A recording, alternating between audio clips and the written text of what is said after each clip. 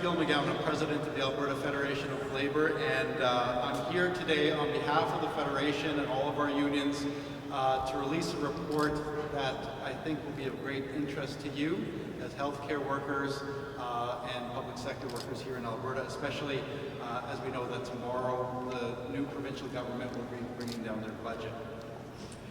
So during the recent provincial election, Jason Kenney promised jobs and economic prosperity. Wherever he went, he delivered speeches behind podiums or in front of banners emblazoned with the United Conservative Party slogan, jobs, economy, pipelines. That's what Albertans voted for, but this is not what Albertans are going to get.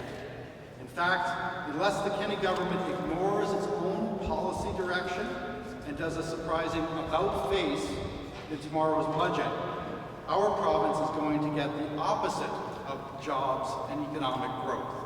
Instead, we're going to get job loss, economic contraction, and yes, even possibly a recession. And unlike previous recessions, which were caused by external factors like collapsing oil prices, this one will be self-inflicted. It will be a choice. That's why we're calling the coming recession the Kenney Recession. It will not be the result of forces outside of our control. Instead, it will be the direct result of Jason Kenney's reckless cuts and his irresponsible fiscal policies. So we think that it should bear his name. To help people understand why we're so concerned about the policies and the cuts that are being considered by the Kenney government in tomorrow's budget, we hired an economist to help crunch the numbers. Today, we are releasing his report. The economist's name is Hugh McKenzie, and he's a former member of the Premier's Economic Council. Jason Kenney has said that the report from Janice McKinnon's so-called Blue Ribbon panel will act as a blueprint and a roadmap for his government's budget and his fiscal policies. So we asked you to look at McKinnon's recommendations and figure out what impact they would have on jobs and the economy here in Alberta. After reviewing the Blue Ribbon report, you quickly discovered that McKinnon's roadmap was based on a number of rosy and, frankly, downright questionable assumptions about government revenues and economic growth. For example, in her proposed 4-year budget plan, McKinnon assumed that government revenue will increase by more than 7% a year in the last 2 years of the UCP's mandate. This is more than double what other forecasters are predicting.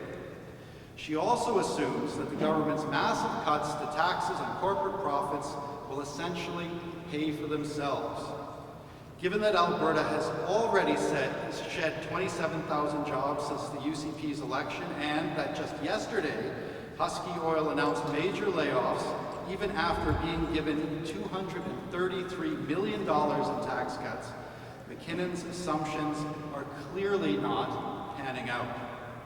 In our report, which we've entitled The Kenney Recession, we flesh out 4 scenarios about how the McKinnon roadmap will impact jobs and the economy here in Alberta. The first scenario takes McKinnon at face value and doesn't question her rosy assumptions. As you can see from the slide that we've put up on the screen, even under this rosiest of scenarios, the Blue Ribbon panel's approach would cut public sector spending by 13.5% over 4 years.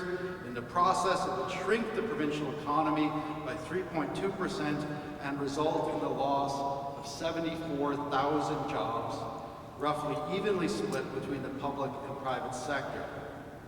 That's the rosiest scenario. The second scenario is the same as the first, except it factors in a contingency fund that the provincial finance minister has announced will be part of the budget.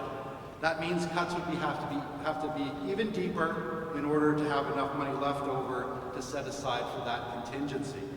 Under this scenario, public sector spending would be cut by 14.7% over 4 years, the provincial economy would shrink by 3.4%, and 81,000 jobs would be lost.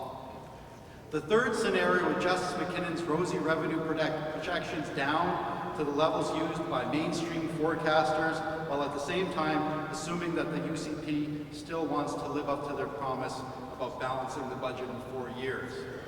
Under this scenario, public sector spending would have to be cut by 19% over 4 years, the provincial economy would shrink by 4.5%, and 107,000 jobs would be lost. Finally, we have scenario 4.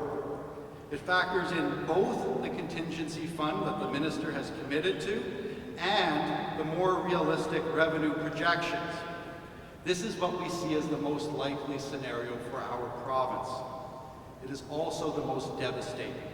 Under this scenario, public sector spending would be cut by 20% over 4 years, the provincial economy would shrink by 4.8%, and 114,000 jobs would be lost. Let me repeat that.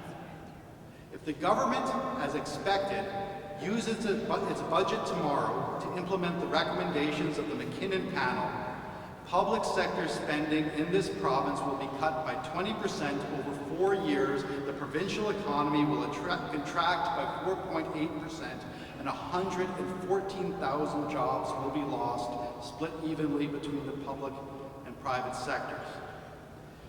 To put this in perspective, about 50,000 jobs were lost net here in Alberta when the global price of oil collapsed between 2014 and 2016. So the fiscal plan that the Kenney government is considering would lead to twice the job loss that we've already experienced in this province over the past 4 years. And it wouldn't be the result of external factors outside of the control of our government, like the collapse in the price of oil. Instead, it would be a deliberate choice. The resulting recession wouldn't be something that just happens to us, it would be self-inflicted.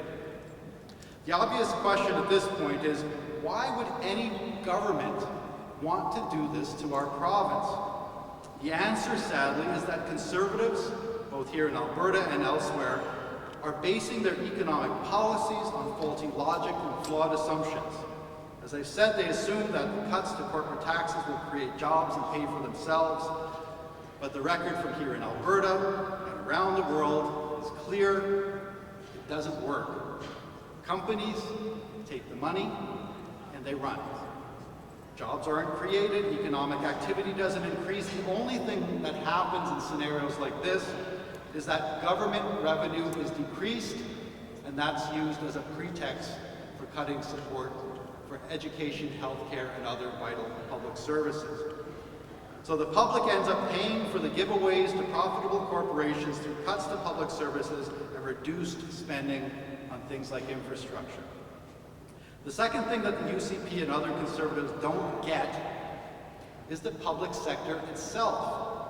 They ignore the fact that the public sector is an important part of the economy, with real people providing real services with real economic value.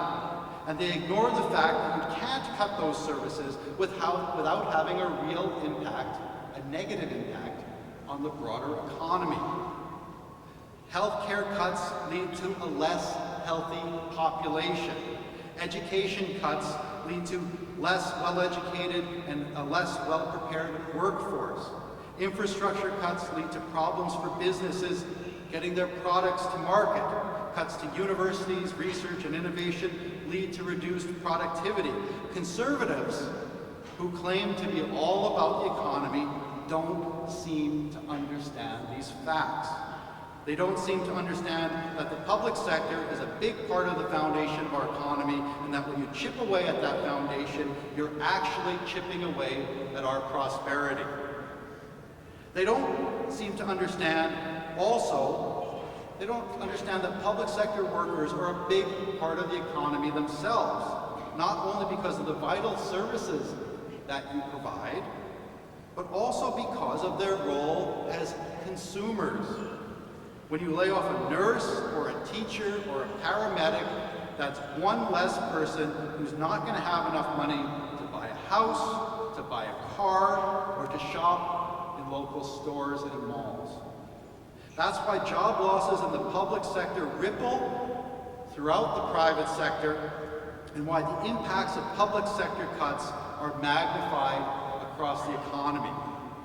Today, with the release of a report, we are raising a red flag and sounding an alarm.